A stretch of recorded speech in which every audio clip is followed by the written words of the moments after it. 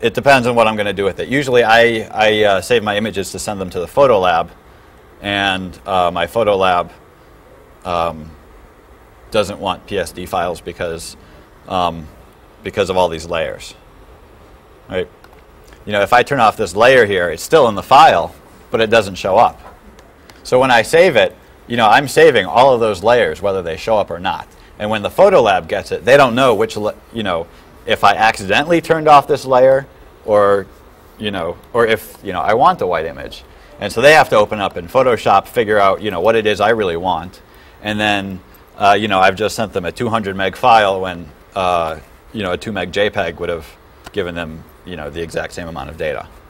I'm just saying I save it as PSD for safekeeping and then make what I need from that. Oh, sure, sure. Yeah, you can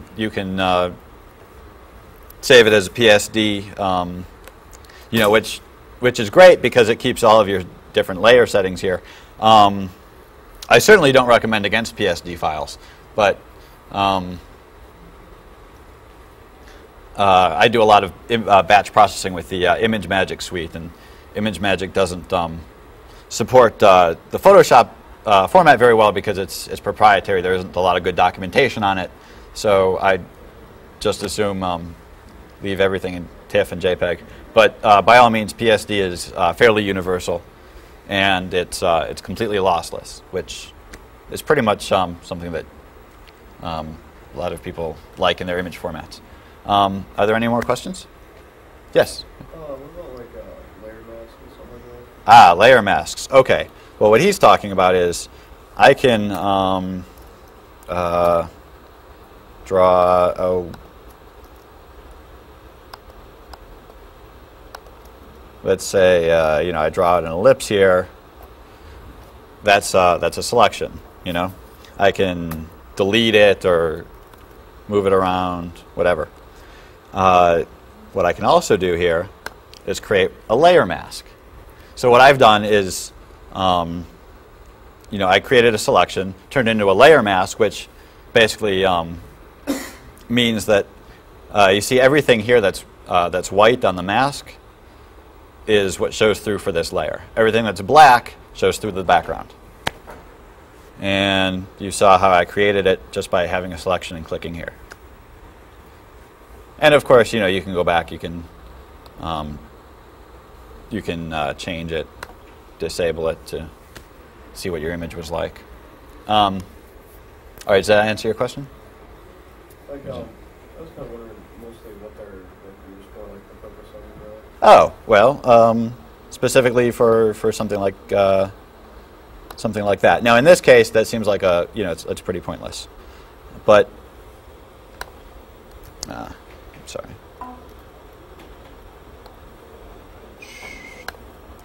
Allow me to demonstrate. Okay. Does anybody know what a vignette is?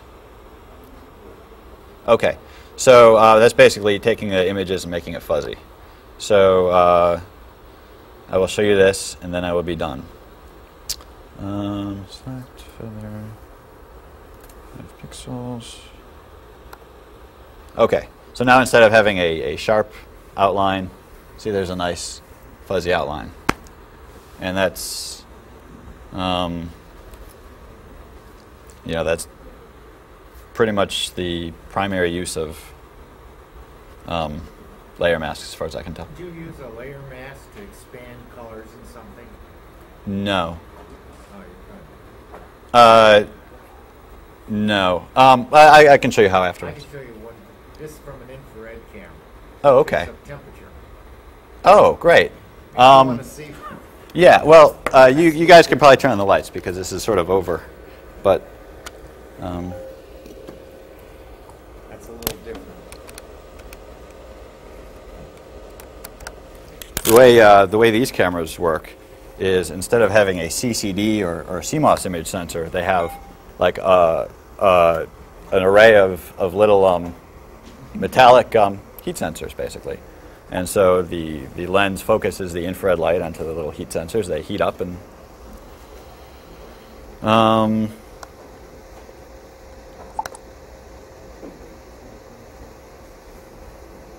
okay, so is this? like one of these cameras are expensive though. They start out at like 5,000 and go up to like 50,000. $24,000.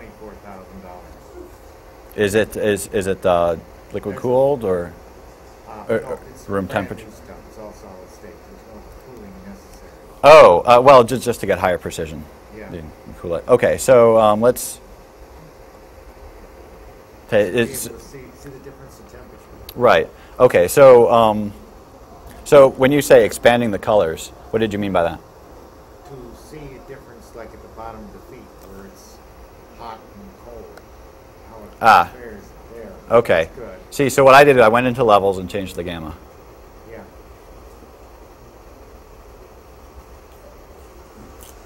Oh yeah, feel free to hand out those tickets. So, okay, so does that answer your question? Yeah, I guess. Okay. Well, here, I will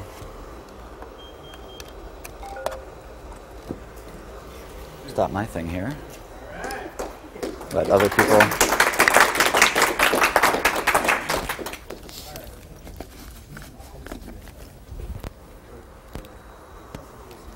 These things have changed so much. A few years ago, you had a gas tank and everything. Today, man, they can get extremely sensitive. Oh, yeah.